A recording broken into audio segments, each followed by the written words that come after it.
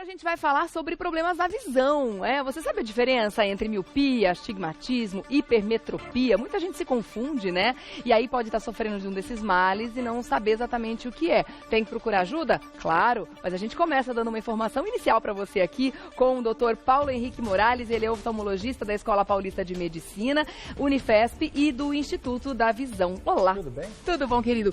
Obrigada pela presença. Eu que agradeço a oportunidade de vir conversar.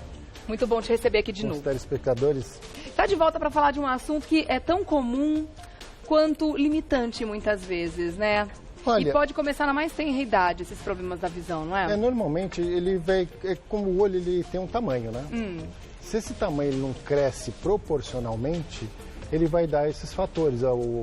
É que nem a imagem que a gente foca num projetor, se não cair em cima da parede, ele não vai ter nitidez. Eu acho que a gente eu trouxe até um filme. Ah, é? Tem um filme aí que a gente então, começa a entender dessa imagem. Então, você tem as lentes do olho, ele tem essa lente aqui, essa lentezinha que tem aqui na frente. Enquanto o pessoal prepara o vídeo lá. Enquanto ele prepara o vídeo, essa partezinha aqui da frente, bem aqui, ó, se você trouxer pertinho, isso daqui chama córnea.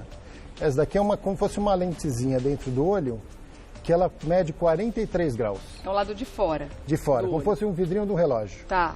Depois, se a gente for seguir aqui para dentro do olho, essa parte aqui interna, ela se chama cristalino. Aqui que dá a catarata. E aí? Que é uma segunda lente. Isso aqui vale 12 graus. Tá.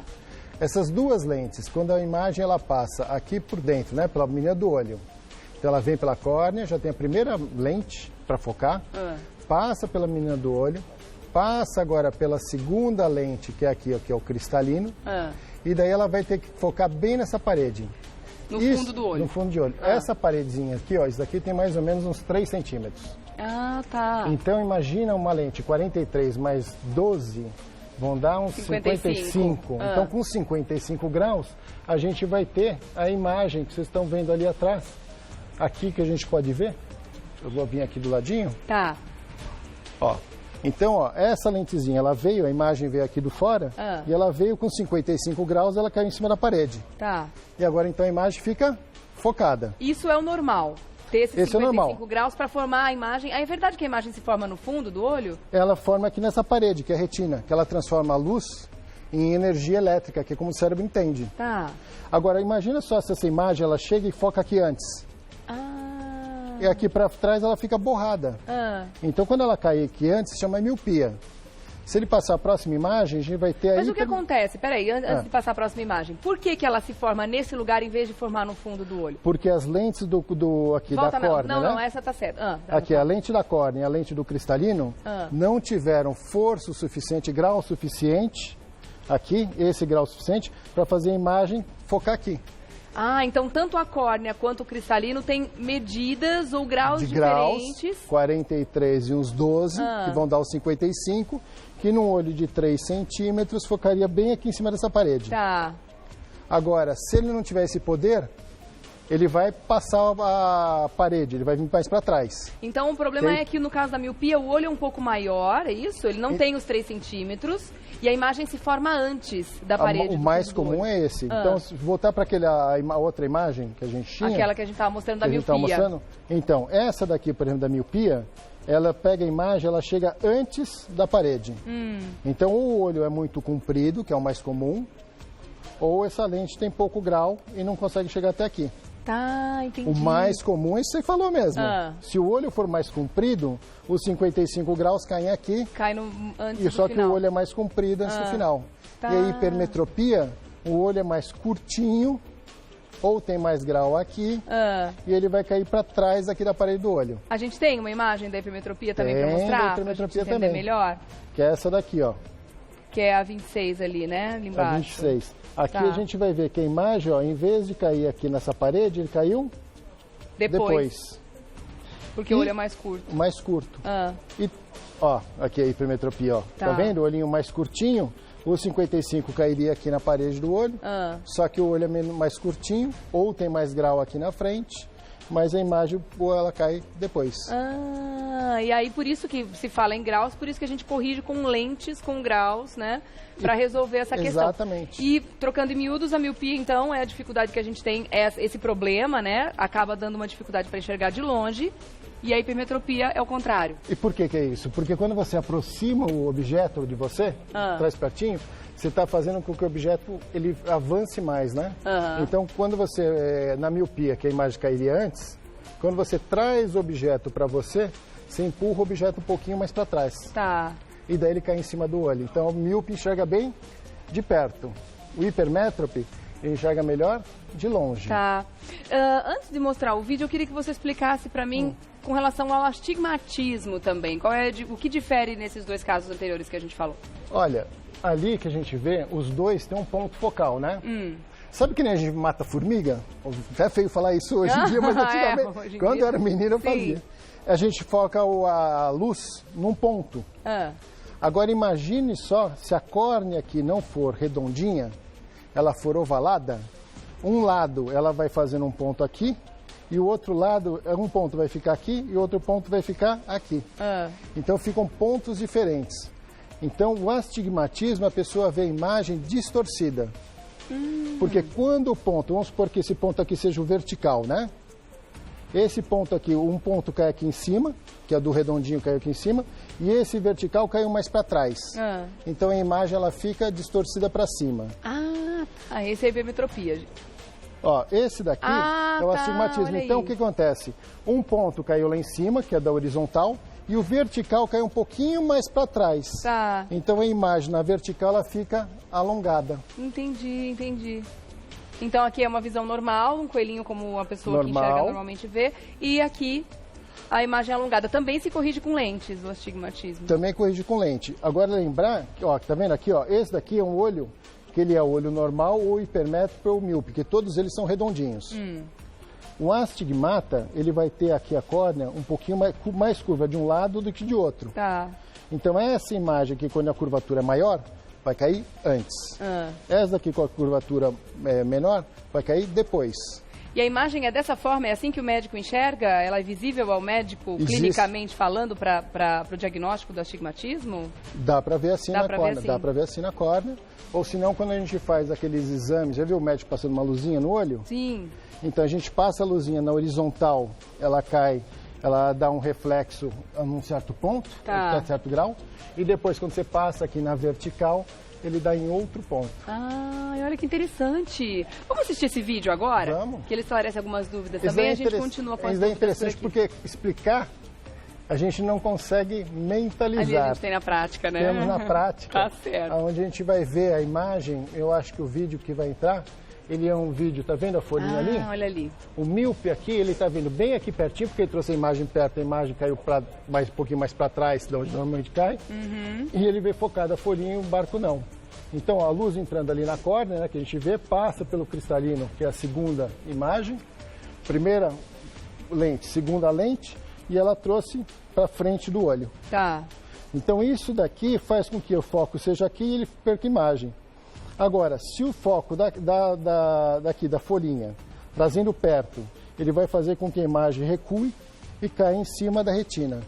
Essa parte do olho aqui por dentro, ela chama retina e ela tem essa capacidade de transformar a luz em mensagem elétrica e leva para o cérebro através daqui, que é o nervo óptico. Por que a imagem está de ponta cabeça no final ali? A gente vê tudo de ponta cabeça. É mesmo? Eu já tinha ouvido falar isso, mas é interessante a explicação. Tem gente que você pode pôr uma lente que inverte isso. E se a pessoa no começo ela fica vendo invertido, depois de 2 semanas o cérebro aprende a desvirar. A tirar de ponta cabeça. E daí se a pessoa tira... Que loucura! É mesmo? Olha como o cérebro da gente, né? Tem uma capacidade impressionante incrível. Adaptação, né? Maravilhoso. Bacana, interessante ver no vídeo mesmo como é que funciona o olhar do míope, né? Quando a gente percebe aquela pessoa que está dando uma apertadinha no olho para tentar enxergar um pouco distante, porque justamente não está tentando focar, né? Ela está tentando focar, porque se você pegar aquela imagem, ela chegou ampla, né? Se você reduzir ela a um pontinho, ela não distorce tanto. Então, uma pessoa que usa grau, se ela olhar por um buraquinho, ela vai enxergar mais nítido. Esses 3 problemas podem acontecer desde a infância? Eles têm uma predominância em idades diferentes, né? Então, se a gente for olhar a criança quando nasce, 80% delas são hipermétropes. Mas é uma condição normal. É uma condição normal. Tá, isso é uma adaptação ainda da formação. É porque a lente que ela tem dentro do olho, sabe aquela segunda lente que é o cristalino? Que é essa bolinha aqui que eu peguei, ó, que fica aqui dentro do olho. Essa imagem aqui, esse cristalino, na criança, ela tem uma capacidade de dar para a criança uns 12 a 14 graus de diferença, de 0 a 14 a mais. Por isso que a gente diz que até os 2 meses a criança não enxerga nada, né? Tá tudo embaçado. Ela também está aprendendo a enxergar. Enxergar é uma coisa que a gente não nasce sabendo, a gente vai aprendendo. Ai, que bacana. Mas esse poder da lente e mudando o grau, ela vai perdendo com a idade. Tá. E por isso, quando a gente chega depois dos 40, essa lente que tinha 14 graus de poder, ela cai para menos de 2. Por isso que o braço começa a ficar curto. E daí a gente precisa de 1 grau, porque para a gente enxergar, a gente precisa de 3 graus para focar de pertinho. Tá. Então, para a gente dar os 3 graus que precisa, a gente põe um óculos de 1 grau, por exemplo. Daí, a gente usa os 2 da lente, mais 1 do óculos. Tá. E conforme a idade vai passando, esse poder dessa lente vai diminuindo, até os 60 anos, que é 0. E daí a gente usa essa adição de 3 graus a mais. Tá. Continuando aqui, nossa entrevista, aliás, o papo está maravilhoso, o pessoal em casa também está gostando muito, doutor Paulo. A gente deixou aqui uma pergunta com relação às crianças, né? Como é que faz para a gente perceber que elas estão com algum problema na visão antes mesmo da idade escolar? Então, primeiro que a gente tem que saber é que a criança não nasce sabendo enxergar, ela vai aprendendo. Tá. Então, eu acho que um teste interessante é você na criança, na hora que ela estiver brincando, vai e tampa um olho dela e deixa ela brincar. Tá. Se ela continuar brincando, tudo bem. Daí você vem, tampa o outro olho dela. Pode brincar de pirata. Pega aquele tapa-olho, por Pode exemplo, ser. né? E vai brincando. Porque se na hora que você puser a mão na frente de um dos olhos e ela desviar, é um sinal que você tampou o olho bom dela. Ah, tá. Então isso, 5% das pessoas, 5 a 10% das pessoas, elas têm graus diferentes. E é que nem ter aula com um bom professor e com um mau professor. Entendi. Quem tiver mais grau no olho, vai desenvolver menos um olho do que do outro. E até os 6, 7 anos de idade é a idade que a gente tem para desenvolver essa capacidade de enxergar. Tá. Então, porque muitas dessas condições são genéticas, né? E a criança, pelo fato de nunca ter enxergado bem, não né? sabe o que é. Não sabe o que é enxergar bem, por isso não vai conseguir Sabe reclamar. que eu tinha um colega de medicina que ele descobriu numa prova a gente tem prova de histologia, que é de ver lâmina, e todo microscópio tem dois lugares para olhar. Sim. E a gente faz prova que tem um reloginho. E desesperado, toca o reloginho, tem que ir para outro, né? Focar. Não, ele pegou num que tem um só e no desespero ele pôs o olho que ele não estava acostumado. E ele descobriu aos 18, 19 anos que ele não enxergava de um olho. Gente, olha só. Por isso que é importante sempre o oftalmo, né? Desde criança. E fazer esses testes em casa, porque a mãe, o professor é quem está mais próximo, quem tem mais chance de encontrar isso. Tá certo. Tem bastante pergunta chegando para você aqui, viu, doutor? A Márcia está dizendo que tem miopia e astigmatismo. E as luzes incomodam muito. O oftalmo diz que ela tem fotofobia. Ela quer saber se está ligado ao astigmatismo. O astigmatismo, quando você tem uma luz a mais, ele vai aumentar aquela distorção, né? Agora, o principal fator aí da fotofobia é mesmo a coloração. A nossa pele não é colorida? O olho por dentro também é colorido. Ele é castanho, que nem a pele. Quanto menos pigmento você tiver dentro, mais a luz vai se refletir e vai dar aquela sensação ruim. Então, aí a gente tem que... Ou pode usar umas lentes que ajudam, né? Já ouviu falar daquelas lentes fotossensíveis, fotocromáticas, que eles vão escurecendo, mas tive paciente, por exemplo, que ela tinha uma fotofobia tremenda e a gente resolveu colocando uma lente de contato com esse filtro. Com o filtro solar. Olha que bom, tecnologia ajudando, né? Com certeza, muito bom. Mas a fotofobia pode acontecer mesmo se a pessoa não tiver miopia, astigmatismo? Não, todo mundo já teve fotofobia. Quem não saiu na praia assim de manhã, abriu a porta? Essa é a fotofobia. Né? Aquela situação. Bom, a Ellen está querendo saber, ela usa óculos desde a infância. Hoje ela está com 33 anos e já está com 6 graus quase. Imagino que seja a miopia, né? Miopia que costuma ser progressiva ou todas elas? A hipermetropia, que eu falei, as crianças nascem normalmente hipermétrope e o olho vai crescendo, eles vão diminuindo o grau. A miopia é com o alongamento do olho, então normalmente ela vai aumentando. Então é muito mais comum você ter uma progressão da miopia do que hipermetropia. Hipermetropia, tá. Ela quer saber se pode operar a ponto de não usar mais óculos. Existe cirurgia para miopia hoje, né? Existe. Aí o que a gente tem que ver, você lembra que eu falei que tem a córnea, que é aquela primeira, o vidro do reloginho? Sim. 43 graus? Se eu fizer com laser, como fosse um torno, e moldar uma lente ali na frente, eu vou conseguir tirar o grau dela. Tá. Então até aí depende da espessura dessa córnea, quanto eu posso moldar. Tá.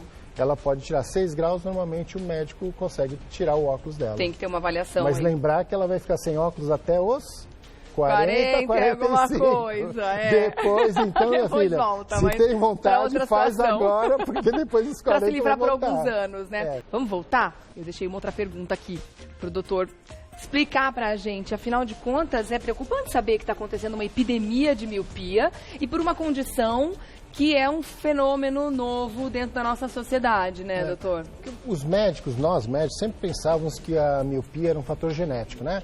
Pai é míope, mãe é míope, vai ser míope. E a pessoa não tem grau, não vai ter grau no filho. E o que aconteceu foi que nos países desenvolvidos, principalmente na Ásia, que eles estudam muito lá, né? Sim. Eles começaram a aumentar o número de miopia. Então, chineses ali na Ásia, eles tinham por volta de 20% de miopia. Tá. Só que aconteceu que agora eles estão subindo para 60, 70, 80, tem países que têm 90% de míopes. Caramba! Então eles começaram a falar, não, existe alguma coisa na nossa sociedade que faz isso. E achavam que era de ficar estudando. Você lendo muito, você causaria tablets, computadores e tudo mais. E depois, médicos lá da Austrália perceberam que o fator mais importante para isso são a exposição a ambiente aberto, de sol, do luz do sol. Você, quando está dentro de casa, a luminosidade é mais ou menos uns 400, 600 lumens. Aqui no estúdio deve ter 1.000, mas no sol, o ambiente aberto, são 10.000. Então, crianças que ficavam com menos de 1 hora, 1h30 de ambiente aberto, de dia, elas tinham uma tendência maior de miopia. E aquelas, menos de 1h30. E aquelas crianças que ficavam 1h30, não importava quanto ela estudava, quanto ela lia, quanto ela mexia em tablet, elas sempre tinham miopias pequenas ou quase não tinham miopias. Tá. Então hoje, e isso também, a primeira vez que eu vi isso, eu falei, nossa, será? Coisa de maluco, né? Mas quando começa a sair em revista como Lancet, Nature, são revistas super conceituadíssimas, a gente começa a ler mais. Claro. E isso tem base. Então, essa coisa de ficar em ambiente interno, além de deficiência de vitamina D e outras coisas que a gente já sabe, até pode causar uma miopia que não estaria no seu código genético para você ter. Não estaria. Que e loucura. Tem aquela tendência genética e tem o estímulo.